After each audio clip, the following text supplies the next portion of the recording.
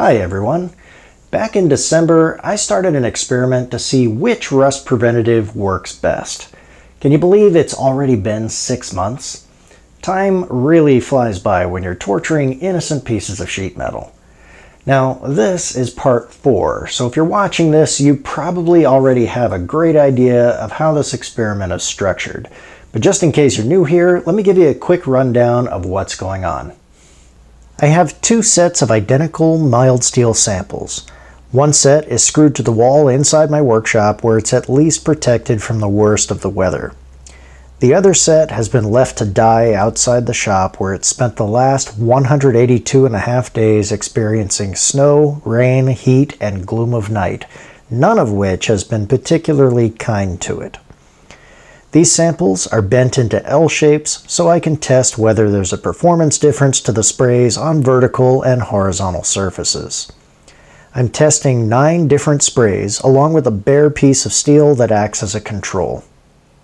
Let's shake things up a little bit and look at the outdoor samples first this time. First of all, Murray Robinson commented in the last video that I should put up a group photo of all the samples with labels so you know what's what. From the right, we have our control, then Cosmoline, Bow Shield, SPF 400 from CRC, Spray-On LU710, Loctite PC 9660, LPS 3, WD-40 corrosion inhibitor, regular old WD-40, and last but not least, fluid film. Thanks for the suggestion, Murray, and thanks even more for watching, liking, and subscribing. Our weather this spring has actually been quite a bit hotter and drier than typical, and that's probably spared our control sample. Don't get me wrong, it's rusty AF, as the kids say. Compared to months 1 and 3, the rust is getting much heavier on the horizontal leg, and you can really see it creeping up the vertical side from the corner. It doesn't really look like we have too many more of these rust spots on the vertical leg, but the ones that are there are getting heavier. Next up is our Cosmoline sample. Looking back on the first 2 updates, they were still pretty clean, but now we can see quite a bit of dark discoloration on almost every edge. I pointed out last time that I probably didn't spray the edges of the samples very effectively, and here we're seeing the fruits of my inadequacy. Still, after spending half a year outside, this sample is looking pretty darn good. The same cannot be said for the Bow Shield sample.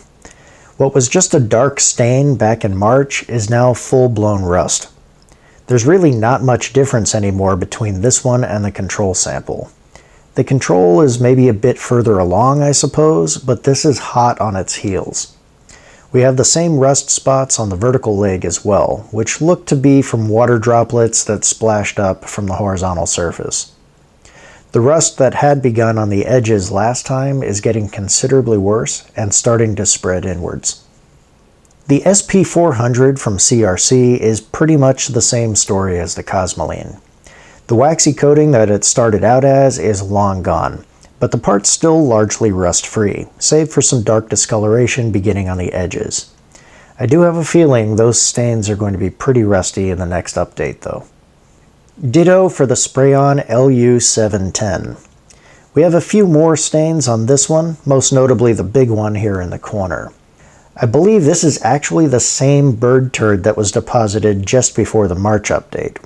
Don't judge me, alright? It's not like I can wash this sample, and we haven't really had much rain here since then.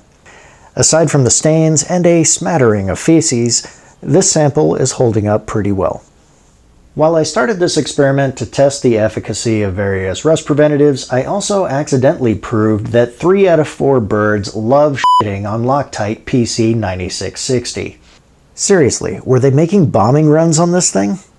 If you can look past what I can only assume are the cloacal emissions of an emu, you can see that the remnants of the spray have turned dark brown. It may not come across on camera, but the film is still quite apparent in person, and it's on there pretty thick.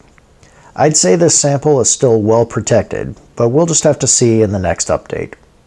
Speaking of the next update, my original plan was to do the next one in December at the 1-year mark, but I think it might be beneficial to take another look in September after the samples have gone through the hottest part of the year, but before all of the wet autumn weather hits. I'm going to leave that up to you. Let me know what you think down in the comments. And if you don't have an opinion either way, just tell me your favorite joke about birds and or bird poop. Now let's get back to the samples. The LPS3 is starting to get a little bit of staining in places, but otherwise it's holding its own. In the last update, I pointed out the flaky remnants of the spray in the corner, and I am pleased to report that they're still there. I'm beginning to think they may outlast me. The WD-40 corrosion inhibitor seems to have cleaned up its act a little bit. In the other updates, the horizontal leg was covered in dark stains, and that may appear to be gone, but there's actually a pretty heavy dust layer covering the stains, and making it appear lighter than it is. The discoloration is still showing on the vertical leg though, and it's getting darker compared to months 1 and 3.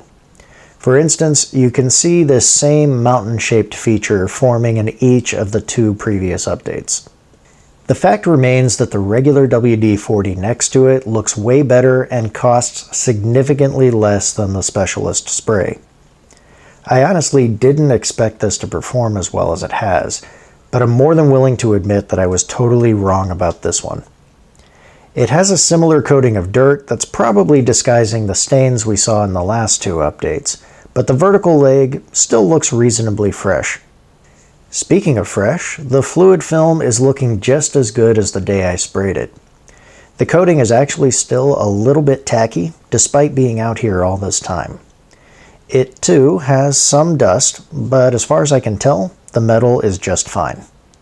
Now that we've seen what 6 months of exposure has done to these poor dumb bastards, let's go inside where the other samples have been getting pampered daily with massages and freshly powdered bums. Once again, there really is not much to report on these. They're all rust-free and living their best lives with the friends they've made along the way. All these bugs love hanging out with them so much, they've been here for months. I think this illustrates that any of these sprays work well when the item is stored indoors. And when it's outdoors, almost any spray is better than no spray at all. A lot of commenters have asked which of these I would recommend for general use and sometimes for specific situations like spraying the underside of a car. I don't want it to seem like I'm endorsing any of these products, which I am most certainly not doing. I bought all of these sprays with my own money and I have had no contact whatsoever with any of these companies. Now, if you just want my opinion as a regular dude on the internet, I think the 2 that have impressed me most so far in this experiment are the LPS3 and the fluid film. The LPS3 was a bit unique compared to the other samples. It went on as a liquid, but dried completely to a thin, durable film. Not waxy, not tacky. The spray also came out as a nice cone, which made getting an even coverage exceptionally easy. The fluid film also sprayed very evenly and has remained tacky even after 6 months outside. It was also the cheapest spray and seems to be available in auto parts stores and big box stores, at least here in the United States. Both of them were very easy to clean off with most of the solvents that I tried. For covering tools and machines, I'd probably choose the LPS3 since I can still handle everything without getting a sticky mess all over my hands. As far as spraying the nethers of my vehicle, I think fluid film would hold up better, although the tackiness of the spray means it's going to pick up and hold a lot of dirt and potentially road salt as well in the winter. Again, this is just my opinion based solely off of what I've seen so far in this experiment.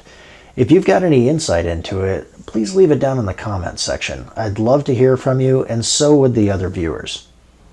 Stay tuned for the next update, whether that's in September or December.